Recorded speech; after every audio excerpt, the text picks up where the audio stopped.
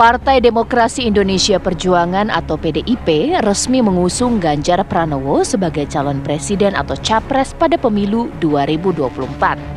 Penunjukan Ganjar Pranowo sebagai calon presiden ini diumumkan langsung oleh Ketua Umum PDIP Megawati Soekarno Putri di kediaman Bung Karno di Batu Tulis, Bogor, Jumat 21 April 2023. Sikap PDIP yang menunjuk Ganjar Pranowo sebagai capres di Pilpres 2024 berdampak pada peta politik di Indonesia. Kemarin siang, P3 pun menyusul PDIP dengan mendukung Ganjar Pranowo. Langkah P3 yang mengambil sikap politik mendukung Ganjar Pranowo sebagai bakal calon presiden untuk pemilu 2024 tentunya mengubah konstelasi koalisi Indonesia Bersatu yang terdiri dari Partai Golkar, PAN, dan P3 dalam penentuan calon presiden dan calon wakil presiden. Sementara itu, Ketua DPP Partai Golkar Aceh Hasan Sazli menegaskan KIB tak akan bubar. Aceh pun menyinggung KIB bisa mendapat tiket untuk mengajukan Capres 2024 meski tidak ada P3. Tentu kami sekali lagi antara setidaknya Golkar dan juga komitmen dengan PAN sejauh ini kami tidak terganggu ya, dan tidak mengurangi ya kemungkinan untuk bisa mencalonkan sebagai tiket Pilpres gitu. Karena kita tahu Golkar 85 kursi, kemudian PAN 44 kursi, dan kalau dijumlah tentu ini sudah lebih dari cukup untuk mencalonkan calon presiden maupun calon wakil presiden.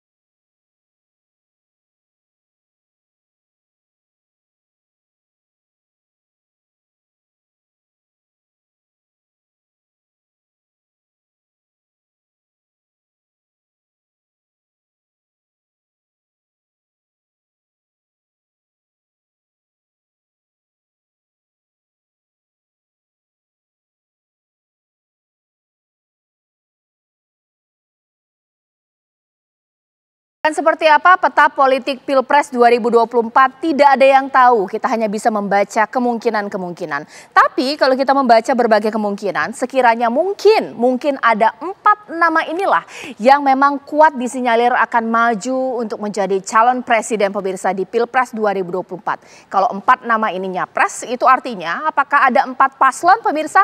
Itu yang akan saya tanyakan di Apa Kabar Indonesia malam hari ini. Sudah bersama saya di sini narasumber saya 2 pengamat politik untuk bisa membahas dengan tajam kemungkinan-kemungkinan yang akan terjadi untuk peta politik Pilpres 2024. Di sini sudah ada Bang Ray Rangkuti, selamat malam. Mas Heru Umam juga sudah bersama saya di sini. Saya pakai baju warna kuning karena memang hari ini juga senada dengan apa yang mungkin akan diputuskan oleh Partai Golkar akan bergabung bersama koalisi lainnya atau masuk dalam koalisi atau dibalik dari kontestasi di mana PDIP resmi mencalonkan Ganjar Pranowo ataukah memang mengusung sendiri pemirsa atau Erlangga maju menjadi capres pemirsa. Selain itu juga Gerindra juga masih galau nih apakah jadi cawapres atau tetap Pak Prabowo jadi capres. Mungkin saya bertanya kepada Mas Umam terlebih dahulu, mungkin nggak sih dalam Pilpres 2024 kalau kita baca situasi sekarang kayak ada 4 paslon ini seperti apa atau 4 koalisi? Ya, kalau misal sejauh ini memang kemudian yang menguat adalah clear Pak Ganjar. Itu kemarin sudah dideklarasikan secara clear oleh PDIP. Yang kedua adalah Anies Baswedan, bagaimanapun juga deklarasinya sudah clear melalui koalisi perubahan. Dan yang ketiga Pak Prabowo. Bagaimanapun juga pencapresan Pak Ganjar itu memberikan goncangan tersendiri bagi Pak Prabowo. Sehingga kemudian berbagai upaya yang sangat dinamis, dia melakukan approachment ke berbagai pihak untuk memastikan apakah dia siap untuk maju menjadi capres atau tidak. Tapi kalau misalnya kita mencermati perkembangan selama ini, besar kemungkinan Pak Prabowo akan maju menjadi capres. Nah, persoalannya kemudian masih menyisakan dua partai. Dan dua partai itu adalah pertama Golkar dan yang kedua adalah PAN. Tentu ada satu lagi yaitu PKB. Betul PKB memang sudah mengalami proses yang sangat panjang dalam konteks Koalisi Kebangkitan Indonesia Raya, tetapi per hari ini belum ada deklarasi yang clear. Apakah Pak Prabowo menerima Caimin sebagai proposal politik dari PKB untuk menjadi cawapres Pak Prabowo? Kalau misal ternyata Pak Prabowo dengan segala pertimbangannya tidak memilih Caimin, maka evaluasi yang sangat clear akan dilakukan oleh Caimin dalam konteks koalisi. Nah, kalau misal kemudian ini tidak terjadi kesepakatan di antara sekian banyak pihak, maka akan besar kemungkinan muncul satu koalisi baru yang barangkali targetnya bukan untuk menang, tetapi bagian dari buying time strategy yang kemudian untuk mendapatkan kutel effect, kemudian leverage secara logistik, yang kemudian nanti di putaran kedua mereka akan melihat mana potensi yang menang lebih besar, disitulah kemudian keberpihakan mereka akan ditunjukkan. Oke, selain dua pengamat politik saya di sini, saya juga telah tersambung dengan dua perwakilan elit politik partai kita, mulai dari Partai Golkar, sini Waketum Partai Golkar, Mas Doli, sementara itu juga Mas Willy dari Partai Nasdem. Mungkin saya ke Mas Doli terlebih dahulu. Mas Doli, kita kan juga nggak tahu ya apa isi pertemuan malam hari ini, KIB ya, tapi kita juga bertanya-tanya, apakah sampai dengan malam hari ini punya kemungkinan kuat Partai Golkar mengusung Pak Erlangga untuk pencapresan seperti apa?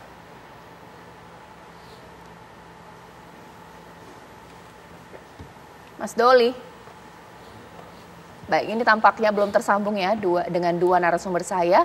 Mungkin saya akan bertanya dulu kepada Bang Ray. Bang Ray, sebelum saya nanti bertanya pertanyaan tadi kepada Mas Doli, kalau Mas Ray seperti apa?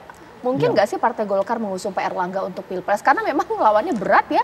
Kalau sekarang ini kan secara formal mereka mengusungnya. Tetapi secara faktual menurut saya sulit. Sulit mengusung Pak Erlangga sebagai calon presiden. Jangankan calon presiden, bahkan sebagai calon wakil presiden pun agak sulit nama Pak Erlangga itu laku di pasar pemilu gitu.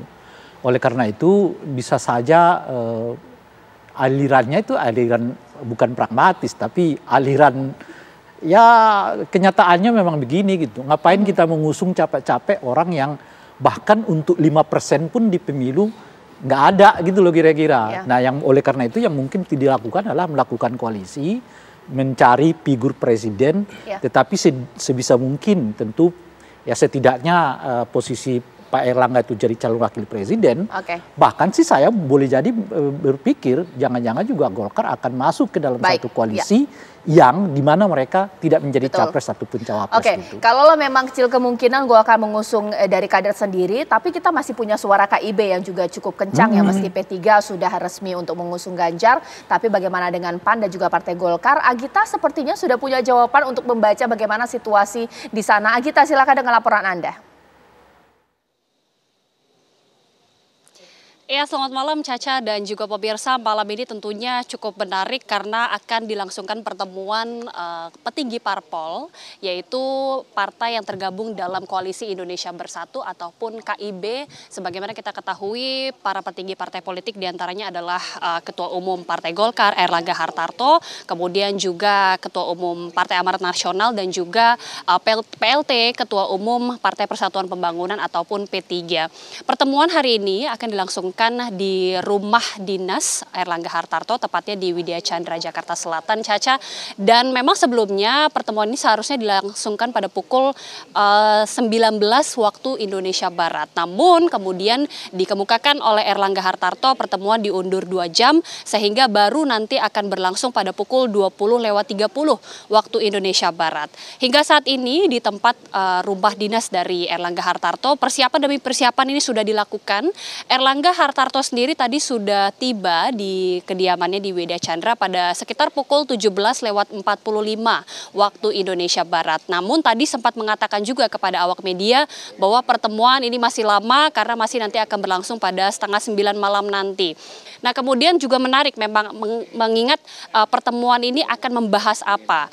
Ada sejumlah agenda yang tentunya tadinya sudah diungkapkan juga oleh Erlangga Hartarto seperti halal bihalal, kemudian makan ketupat bersama dan juga saling bermaaf-maafan. Namun memang yang menjadi pertanyaan besar, apakah kemudian ini akan dibahas lebih lanjut? Apakah Koalisi Indonesia Bersatu ataupun KIB ini masih akan berlanjut ataupun tidak? Tadi sekitar sore hari di Istana Negara, Erlangga Hartarto sendiri sudah mengatakan bahwa dikarenakan pertemuan KIB hari ini berlangsung, maka KIB ini belum tentu bubar. Namun memang situasi pasti akan dinamis, Caca. Sebagaimana juga kita ketahui hingga saat ini P3 sudah mengusung Ganjar Pranowo sebagai calon usungan dari P3. Kita akan lihat tentunya bagaimana nanti pertemuan yang akan berlangsung pada 8:30 malam. Caca.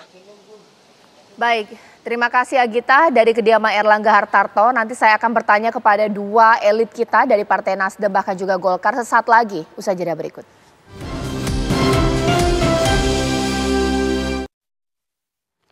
Ya, sekarang saya akan menyapa, ini saya sudah punya perwakilan dari partai politik untuk pemirsa bertanya mengenai ini langkah mereka ini seperti apa. Sudah tergabung dengan saya ini Waketum Gerindra Bang Ferry, bahkan juga Ketua DPP Partai Nasdem Mas Willy, ada juga Bang Doli di sini Waketum Partai Golkar. Saya ingin ke Bang Doli terlebih dahulu. Bang Doli, KIB malam hari ini rencananya akan pertemuan. Ada sempat dugaan bahwa bisa jadi nih KIB akan mengusung Pak Erlangga untuk maju capres, tapi tanpa P3 ya, karena P3 kan sudah resmi merapat kepada Pak Ganjar. Ini seperti apa? Ya, pertama saya mau menyampaikan bahwa pertemuan malam hari ini adalah pertemuan yang menunjukkan bahwa KIB itu masih ada dan masih solid. Ya, menindaklanjuti pertemuan-pertemuan yang sebelumnya terus dilakukan selama ini. Gitu. Sebagai koalisi partai politik pertama yang terbentuk, kami selama ini terus melakukan konsolidasi, ya, terutama dalam merumuskan, mematangkan tentang narasi konsepsi Indonesia ke depan dan sambil berdialog dengan masyarakat. Dan seperti janjinya para ketua umum partai politik itu, ketika nanti kita membicarakan soal paket capres dan cawapres itu di chapter yang terakhir. Nah, tentu pertemuan malam ini berbeda, ada yang berbeda, ada isu baru karena P3 baru menyelesaikan rapat pimpinan nasionalnya yang kemudian sudah mengusung nama calon presiden Pak Ganjar Pranowo. Ya. Tentu nanti saya kira sambil kita bersilaturahim antar ketua umum pada malam hari ini, ya tentu itu akan menjadi salah satu topik pembicaraan, ya. Nah, jadi seperti yang juga kami sering sampaikan bahwa sesungguhnya ada kesepahaman yang dibangun dalam KIB ini bahwa kita menghormati ya, langkah-langkah atau keputusan atau kedaulatan masing-masing partai politik, sama juga dengan kemarin pada saat PAN dan P3 bergabung dengan KIB, Golkar sudah menetapkan calon presiden Pak Erlangga Hartarto dan sama juga sekarang kita menghargai keputusan internal Partai Persatuan Pembangunan. Tetapi ketika nanti kita bicara tentang siapa paket capres dan cawapres KIB, tentu akan dibicarakan antar tiga ketua umum ini. Dan pada malam hari ini saya kira sudah mulai ada pembicaraan, dimulai pembicaraan yang lebih intensif saya kira ya. Tentang artinya kalau tadi bicara chapter terakhir, ini sudah mulai memasuki chapter itu. Saya kira itu. Oke, sekarang saya ke Bang Ferry. Bang Ferry, kalau Gerindra ini sebenarnya Pak Prabowo ini akan membuat pola seperti apa sih? Belum terbaca ya, meskipun pertemuan-pertemuan ini sudah resmi, sudah banyak dilakukan. Apakah bersama dengan Golkar mungkin akan maju untuk pencapresan atau merapat ke Ganjar, seperti apa Bang Ferry? Yang pertama, Partai Gerindra kan sudah terikat kerjasama dengan Partai Kebangkitan Bangsa dalam koalisi Kebangkitan Indonesia Raya, dan sampai dengan hari ini koalisi atau kerjasama dengan Partai Kebangkitan Bangsa tetap terjaga dengan sangat baik, dan tetapi memang di awal kita sudah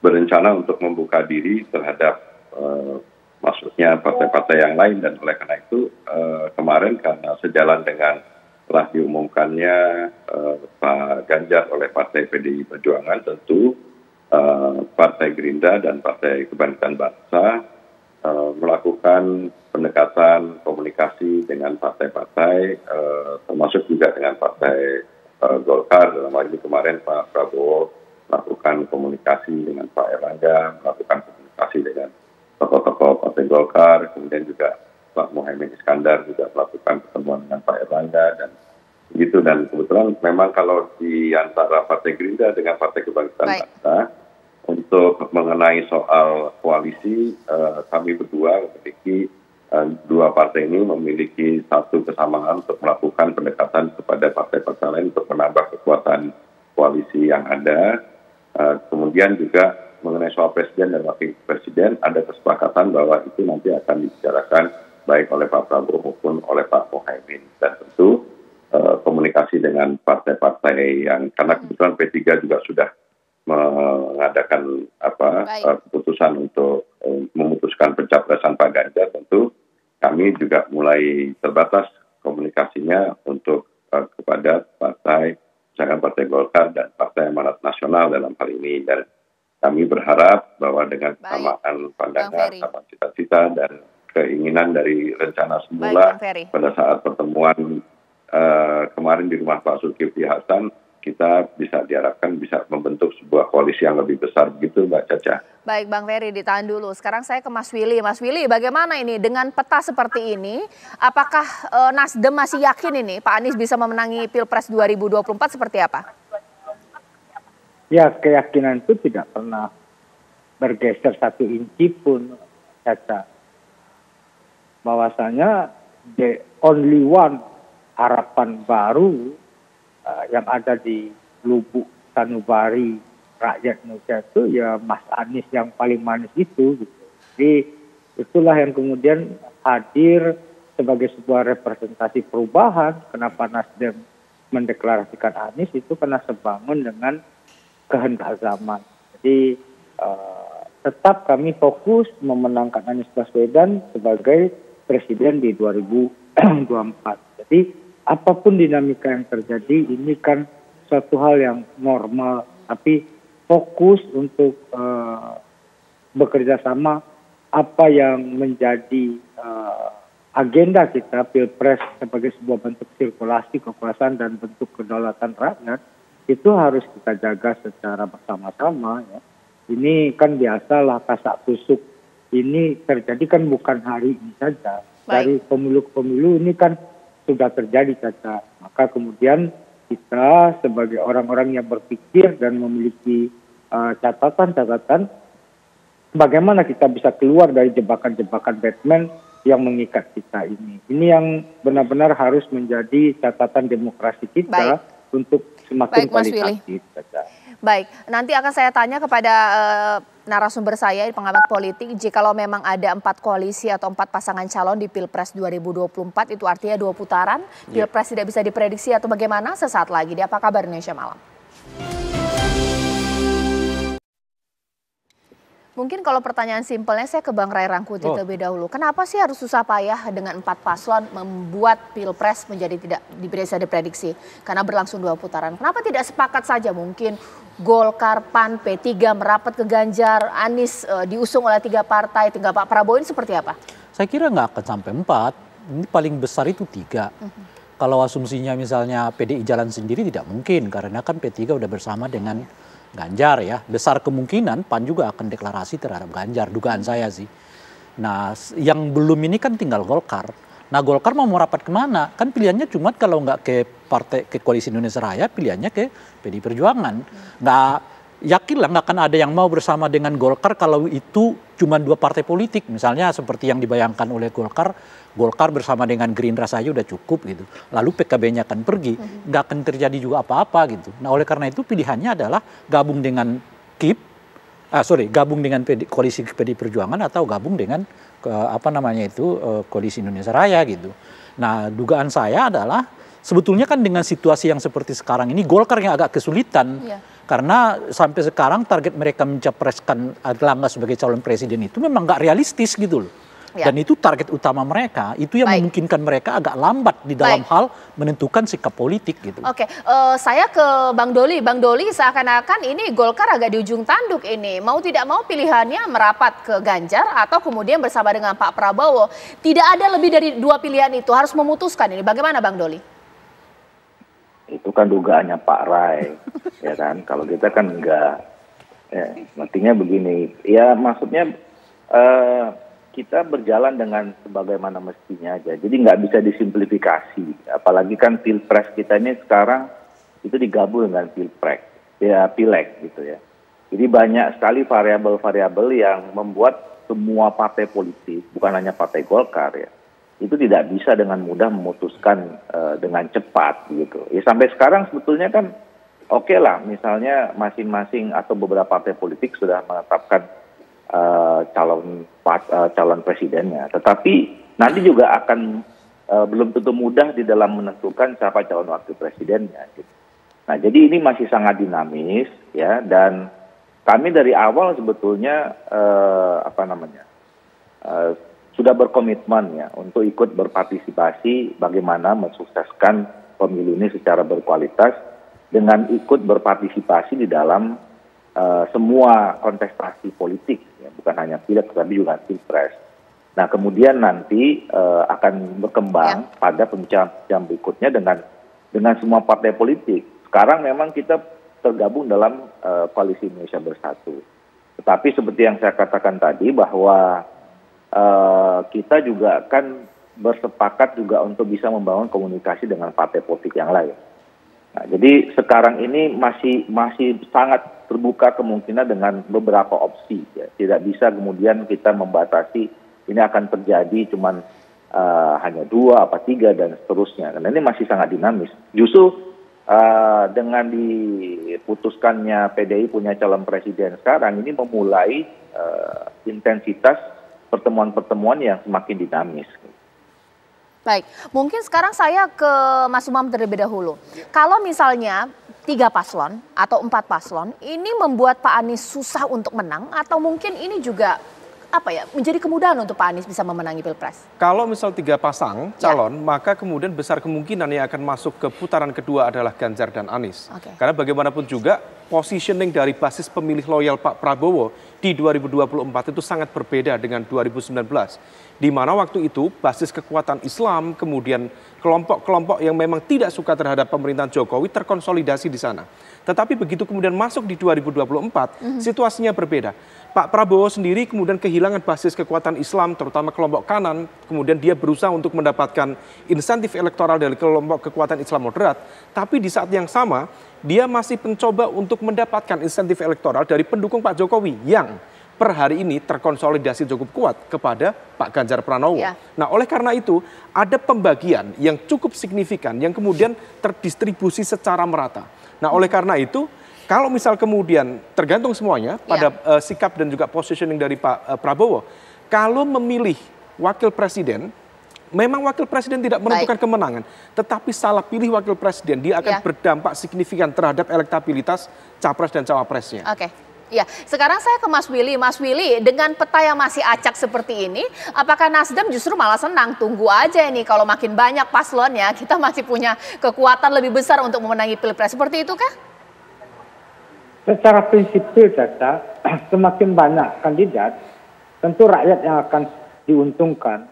Itu kita bisa memberikan pilihan bukan hanya mangga, jeruk, durian atau apel, tapi apa yang kemudian menjadi preferensi publik secara lebih luas. Jadi Nasdem tentu berpegang pada apapun yang menjadi pilihan rakyat. Kalau ini kan big three ya, Anies, Prabowo, Ganjar ini yang selalu menghiasi 3 klasemen atas. Maka kemudian itu sebangun dengan kehendak rakyat. Nah, apa yang menjadi keunggulan Anies dalam hal ini, apa yang dibilang oleh Mas Umam tadi, wow, efeknya itu ada pada Anies yang paling kuat ya, sinyalnya cukup kuat sehingga kita tidak perlu ke atas gunung cari-cari sinyal gitu. Jadi konteks itulah yang kemudian kami mencoba untuk kemudian belajar pada sejarah Pak Jokowi kita ajukan di 2014 juga tidak dengan koalisi yang besar, dengan koalisi yang ramping ya. Itu kemudian terjadi sebuah kekisruhan di DPR bahkan. Nah ini yang menjadi pembelajaran bagi kita. Tapi sekali lagi dalam akal sehat dan kewarasan kita, semakin banyak kandidat, rakyatlah yang akan diuntungkan karena memiliki pilihan yang beraneka ragam saja. Oke, sekarang saya ke Bang Ferry. Bang Ferry, Adi sempat mengatakan bahwa ini memang momentumnya Pak Prabowo, tapi kalau salah langkah akan end game untuk Pak Prabowo. Kenapa nggak paling simpel aja merapat ke Ganjar meskipun cawapres, atau dengan kemungkinan yang akan terjadi tetap ngotos capres tapi bisa mungkin kalah? Bagaimana? Ya, kalau Pak Prabowo Subianto kan meskipun juga sebagai Ketua Umum Partai Gerindra, tetapi di dalam hasil semua lembaga survei selalu menempatkan Pak Prabowo di tempat yang tinggi hasil surveinya, elektabilitasnya. Bahkan dalam hasil survei di beberapa lembaga survei dalam 1 bulan terakhir kemarin malah mengalami peningkatan. Jadi sehingga sebenarnya tidak ada alasan untuk Pak Prabowo untuk tidak maju. Bahkan kami sekarang sedang berada dalam posisi yang sangat optimis bahwa dinamika yang terjadi ini menguntungkan kami, dan jangan lupa bahwa Partai Gerindra seperti yang disampaikan oleh Pak Prabowo sekarang ya juga mengalami peningkatan kerja politik di infrastruktur, kader dan pengurus juga luar biasa, apalagi misalkan ditambah dengan Partai Kebangkitan Bangsa yang sebuah partai yang juga luar biasa, dan penguasaan kedua belah partai ini dalam kerja-kerja di lapangan tentu akan menghasilkan sesuatu yang maksimal juga, ditambah dengan elektabilitas dari Pak Prabowo Subianto yang sampai saat ini masih tetap tinggi, bahkan di dalam 1 bulan belakangan ini lebih tinggi. Apalagi misalkan nanti ditambah dengan masuk dan bergabungnya partai-partai lain yang akan menambah kekuatan dari koalisi yang ada di kami, itu Mbak Caca. Jadi santai aja, dan dari sejak awal kan di hasil survei untuk pencapresan memang yang tertinggi ada Pak Anies, ada Pak Ganjar, ada Pak Prabowo, dan kami bergembira hasil terakhir memperlihatkan bahwa terjadi peningkatan elektabilitas dari Pak Prabowo Subianto. Jadi kita malah justru lagi PD ini Mbak Caca, dan apalagi bekerja sama dengan PKB yang luar biasa juga. Harus PD. Apalagi ditambah dengan kemungkinan malam hari ini semuanya masih PD ya, Golkar bahkan juga Gerindra dan juga Nasdem. Terima kasih Bapak-Bapak, untuk Mas Willy, Bang Ferry, bahkan juga Bang Doli. Nanti sesaat lagi saya akan tanya kepada pengamat. Ini kan seru melihat manuver partai politik, tapi apa sih yang kita tunjukkan kepada masyarakat? Bahwa inilah koalisi terbentuk untuk Pilpres, bukan karena visi dan misi. Karena hitung-hitungan menang, harus menang, jangan sampai kalah. Sesaat lagi.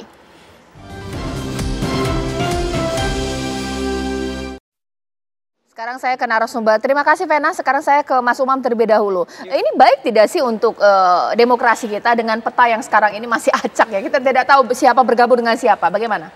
Dalam konteks demokrasi tentu ini sangat baik. Karena bagaimanapun juga masyarakat itu membutuhkan alternatif kepemimpinan yang baru, yang fresh. Tetapi di saat yang sama, para pemimpin-pemimpin yang akan memimpin ke depan itu harus juga clear cara pandangnya, pemikirannya. Jadi kalau misal bicara tentang konteks keberlanjutan, pada layer mana keberlanjutan itu akan didorong ke depan. Sama dengan konteks perubahan, pada aspek mana? Dalam konteks sosial ekonomi, kesejahteraan, dalam konteks penegakan hukum, demokrasi, dan lain sebagainya. Kemarin misalnya Pak Anies membaca dalam semacam gimmick ya, gimmick membaca big debt crisis. Itu kan sebenarnya ingin memberikan sinyal kepada pemerintah untuk menyentil bahwa ada situasi serius terkait dengan debt crisis di Indonesia. Tetapi dia belum menjelaskan secara clear. Nah, oleh karena itu semua itu harus dimunculkan. Bagaimanapun juga Pak Prabowo, kemudian Pak Anies, Pak Ganjar harus menunjukkan cara pandang yang clear dalam konteks kepemimpinan ke depan. Bang Rai seperti apa? Kalau konteksnya dinamisasi ya ini memang salah satu pemilu yang relatif boleh dibilang dinamis ya. Gitu. Berbanding 2014, 2019 kita kan terpatok kepada 2 atau 3 nama ya. Tapi kalau konteksnya substansialisasi pemilu dari 2014, 2019 misalnya, saya kira ini justru yang paling tidak bisa tidak memberi efek yang cukup besar bagi penguatan substansi pemilu gitu. Saya kira bukan hanya soal capres dan cawapres, tapi sejak partai politik, peserta pemilu ditetapkan sampai sekarang, kita nggak ngerti di partai-partai ini mau apa 2024 gitu. Bahwa spanduk mereka, baliho mereka, termasuk bacalek-bacalek udah muncul di mana-mana, sumbangan bansos-bansos sudah terjadi di mana-mana, nggak gitu ada idenya, gitu sampai sekarang gitu.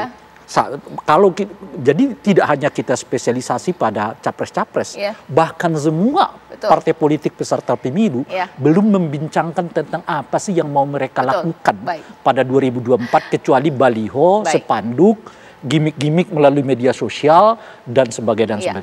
Bang Ray, terima kasih. Kita nanti mungkin akan dapat jawabannya ini mau apa partai politik karena KIB hari ini sudah bertemu, bahkan juga Partai Gerindra. Mudah-mudahan ada jawabannya di malam hari ini. Mas Umam juga terima kasih. Ini menjadi akhir Apa Kabar Indonesia Malam. Saya Cica Anissa, selamat malam, sampai jumpa.